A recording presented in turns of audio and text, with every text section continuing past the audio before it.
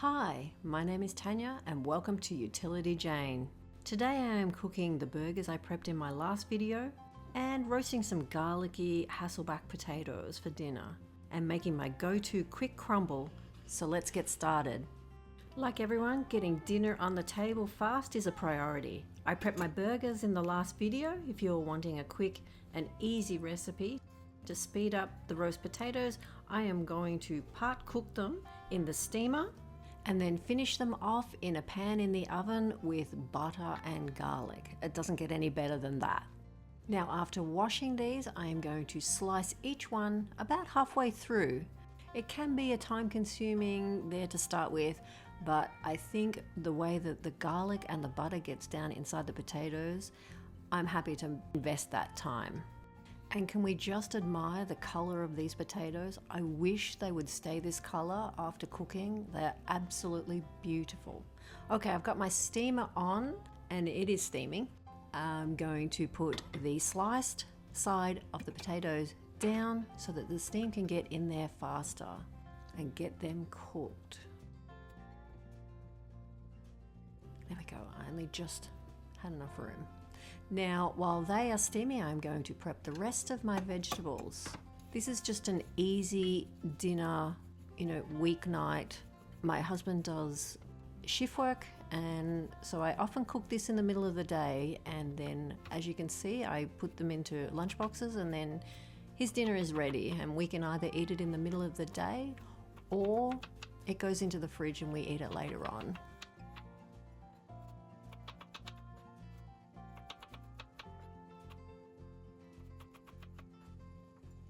Now I've got some frozen corn just to make life really easy and some frozen peas.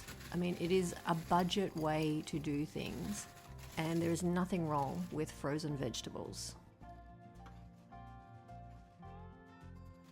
Now I'm going to steam some cauliflower and some of my rainbow chard out of the garden. It is something that I love to have growing in the garden is greens.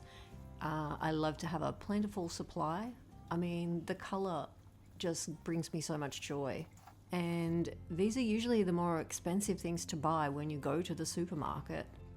So if you can grow greens, always grow your own greens. Even in a pot, they will cope.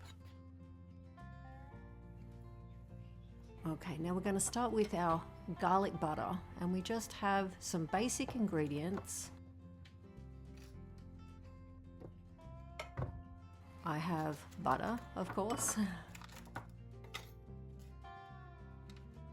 Now if you don't use all this, it can just go in the fridge and you can put it on a pizza with some parmesan on top. We have done that before. It can go on bread for garlic bread. Now we're going to add some olive oil. And I've got some seasoned salt. And of course some garlic. My garlic did no good last year. The weather was not perfect for growing garlic here in Australia and it failed.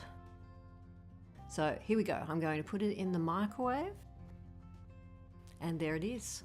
Just with some soft chunks and some liquid, and it will mix together, and that way I can drizzle it over the top of the potatoes in a pan. Okay, look at the color change. I'm so sad.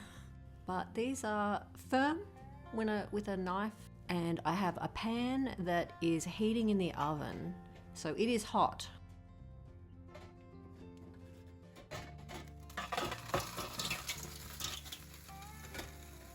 And get those in, and now this time the cuts all come to the top because we want that garlic butter to seep down in between all of those cuts and just make them so delicious. There we go.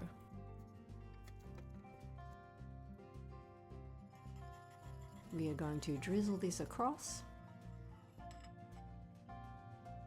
trying to get it into the cuts,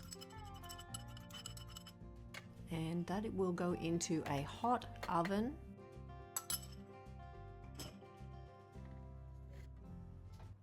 Now I'm going to get the steamer back on and I'm going to get the veg in and steaming. I get the cauliflower in. I wait for the chard to put that in later on because otherwise that will end up overcooked.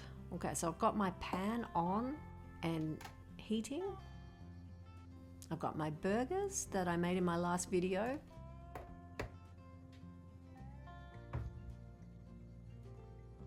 Plenty of olive oil. I tend to cook with olive oil and butter. And I'm just going to squeeze them down a little bit so that they cook quite quickly.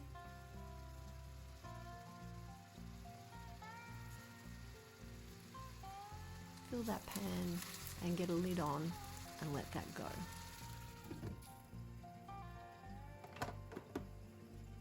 Wash my hands, of course. Now, I'm just going to check when they're browned. I'm going to turn them over. Get them cooking evenly. This is the best pan for cooking these in. With the lid, I just absolutely, my go-to pan. Okay, my steamer is going. It's been going for a little while, so I'm going to wait till everything is nearly cooked in there before putting the chard in. I'm going to flip the burgers one more time, and they are coming up looking delicious.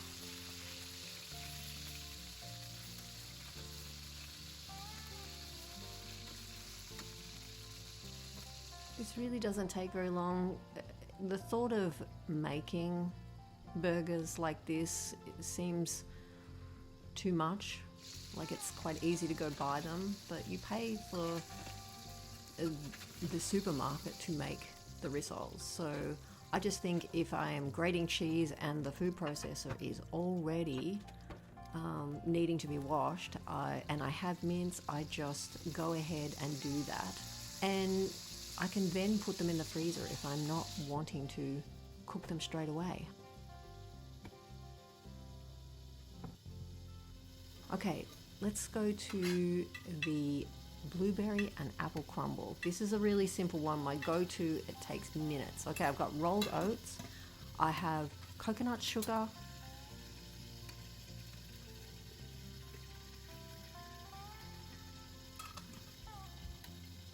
Coconut.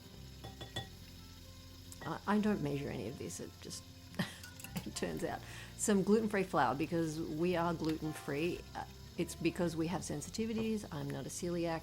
I just be very careful about what we have, but we are not allergic in any way. Now I have some butter. Going to melt a bit of butter while keeping an eye on the burgers. They got a little burnt there, but I don't mind them this way. Looks like the veg is going good. We're going to cut some butter off and just soften that in the microwave.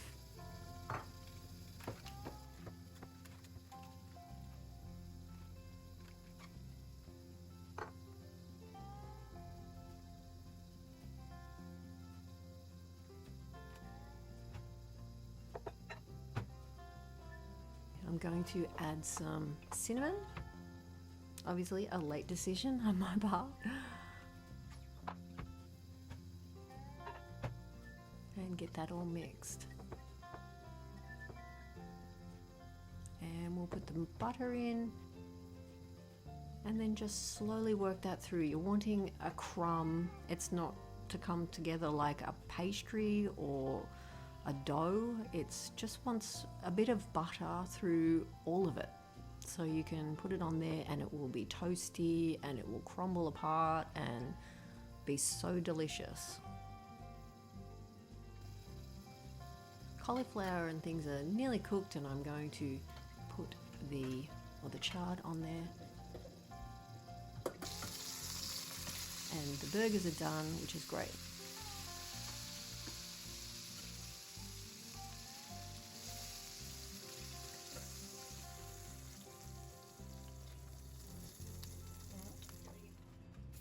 We're going to clean down this surface.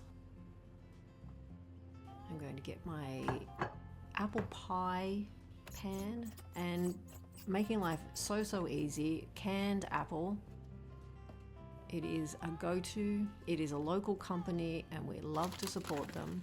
These are frozen blueberries that I've just bought at the supermarket. My daughter loves smoothies, so we always have them on hand.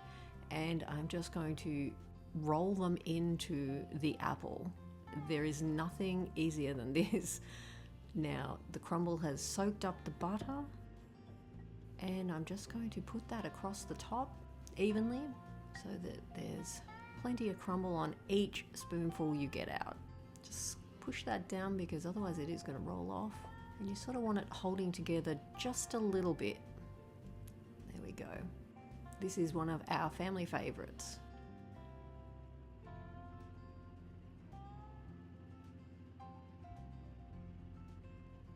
Okay, so everything is cooked. There are the potatoes, looking absolutely delicious. Now I'm going to make up some lunch boxes for my husband. I'm always happy when I have a couple of meals done for him, just in case my work gets really busy and I do not want him going off to work, buying takeaway or something that's not sustaining. It's just about planning ahead and getting a couple of meals when he is on shift to make sure that there is plenty there and for us to eat. So that's always a good feeling.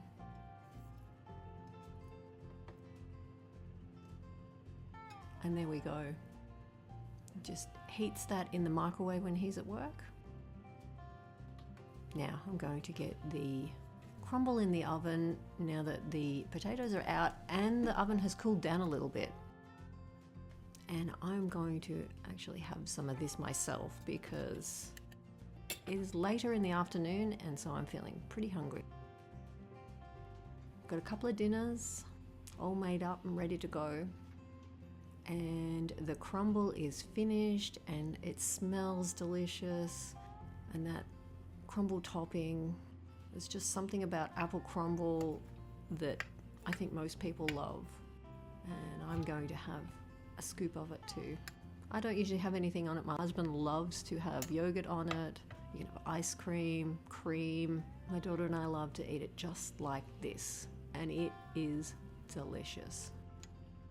Thank you for hanging out with me today while I stumble through the voiceover of my second video. I appreciate your company. I hope you have a great day, and I hope to see you in the next one. Bye for now.